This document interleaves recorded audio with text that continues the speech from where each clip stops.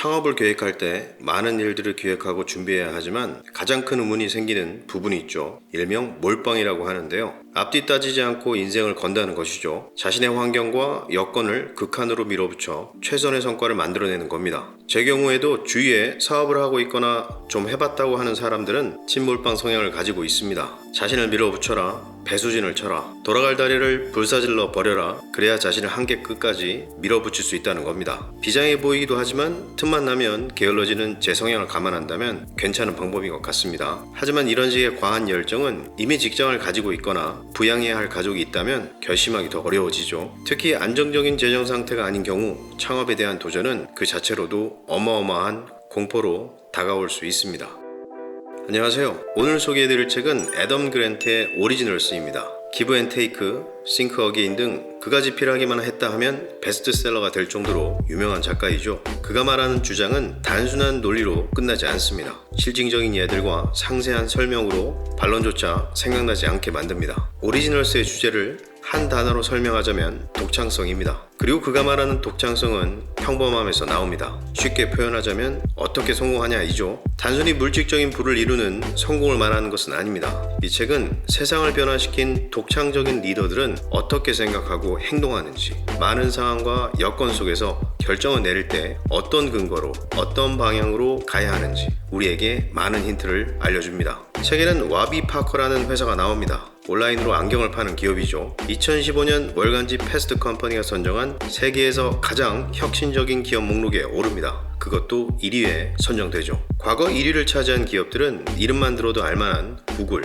나이키, 애플 등이 있습니다. 4명의 학생들이 만든 와비 파커는 어떻게 5년 만에 세상에서 가장 기대되는 브랜드를 만들어낼 수 있었을까요?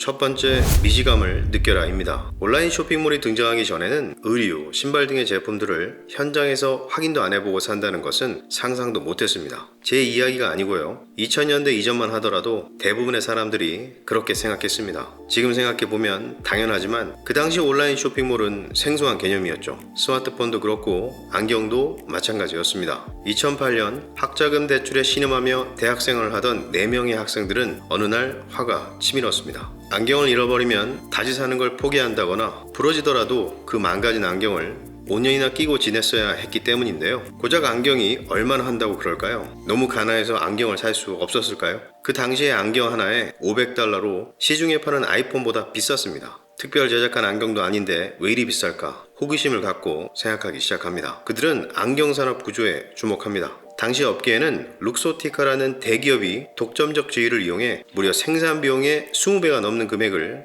안경 가격으로 책정하고 있었죠. 처음 학생들이 인터넷으로 안경을 판매하는 회사를 차리겠다고 했을 때 사람들은 웃었습니다. 누가 안경을 온라인으로 사냐라는 거였죠. 경험해보지도 못하고 익숙하지 않은 방식은 사람들은 믿으려 하거나 바꾸려 하지 않습니다. 대부분의 사람들이 그렇죠. 그냥 익숙한 대로 열심히 사는 겁니다. 미국에서 여성 참정권을 얻기 전 여성의 지위가 낮다는 점에 문제가 있다고 생각하는 사람은 없었습니다. 지동설을 발견하기 전 지구와 태양을 공존한다고 생각하는 사람도 없었죠. 와비 파커 창업자들이 안경 판매 기업을 탄생시킬 수 있었던 것은 미시감이었습니다. 같은 것을 다르게 보려고 했던 호기심이죠. 물론 호기심만으로는 부족합니다. 실천할 수 있는 주도력이 있어야 합니다. 하지만 그 시작은 미시감을 갖는 데 있다라는 걸 기억해야 한다고 책의 저자는 말하고 있습니다. 그리고 그들이 우리와 다른 점은 실패하더라도 시도조차 하지 않는 것보다는 시도하는 것이 후회를 덜 한다는 사실을 알고 있다는 것입니다.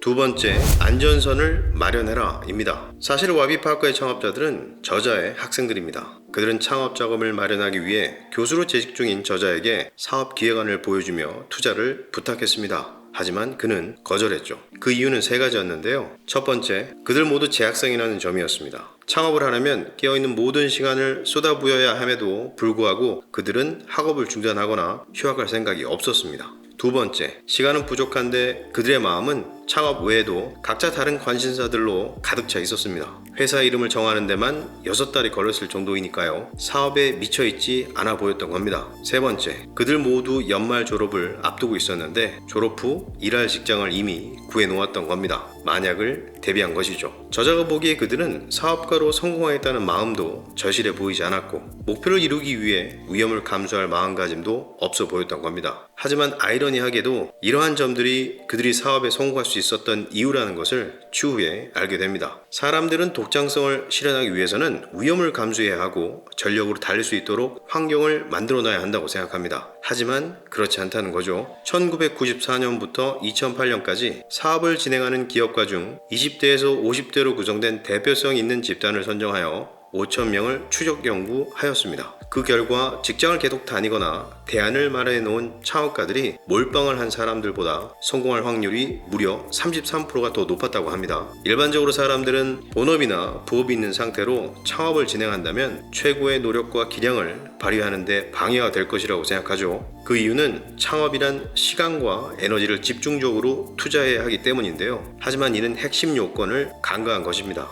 그 요건은 독창성을 가지고 있어야 한다는 거죠. 아이디어를 만들고 그 아이디어를 시도해 볼 수 있는 주도력을 가지고 있어야 된다는 겁니다. 그리고 그 독창성을 자유롭게 발휘하기 위해서는 안정감을 확보해야 한다는 겁니다. 안정감은 사업을 시작한다는 중압감에서 벗어날 수 있는 토대가 되어주기 때문입니다. 사업의 과정은 결정의 연속체이죠. 내가 내리는 결정 하나하나가 사업의 승패를 가를 수 있습니다. 경제적으로 어느 정도 안정을 꾀할 수 있다면 어설프게 만든 생각을 실행한다거나 조잡스러운 제품을 판매하는 등의 섣부른 결정으로부터 벗어날 수 있습니다. 흔히 창업을 논하면 빌 게이츠를 언급할 때가 많습니다. 사실 그가 프로그램 판매 사업을 시작한 것은 대학교 2학년 때이고 그로부터 1년 뒤 공식적으로 학교 허락을 받고 휴학했죠. 때려치운 게 아닙니다. 다시 돌아갈 곳을 마련해 둔 것이죠. 더 나아가 빌 게이츠는 부모님으로부터 안정적인 재정 지원도 받았습니다. 빌 게이츠는 가장 큰 모험을 감수한 사람이 아니라 가장 큰 리스크를 완화시킨 사람이죠.